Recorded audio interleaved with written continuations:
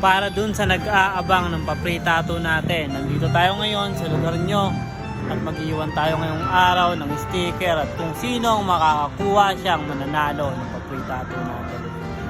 Eto na, nice day ngayong araw para sa mga nag-request. Nandito tayo ngayon sa lugar nyo dahil marami-rami na ang nag-request. Ngayong araw nga ay mag-iiwan tayo dito ng sticker at alam kong pupuntahan mo na kagad to dahil nandito na kagad tayo sa part ng pagdidikitan natin ng sticker. Bali, paunahan na lang talaga kung saan ko ilalagay. Kaya para sa mga nagbabalak na pumunta, eto na yon, ito na yung pagkakataon mo na manalo ng papritato natin. Kaso ang problema, isa lang talaga ang mananalo dahil isa lang yung sticker na iniwan natin. Kaya kung sino yung mabilis at updated sa mga video natin, sigurado kong siya ang may pag-asa na manalo. Kung isa ka nga rin sa mga nag-request na magdikit tayo dito sa lugar nyo, sana makuha mo para hindi naman nasayang yung request mo. Para naman sa ibang nag-aabang ng papritato natin,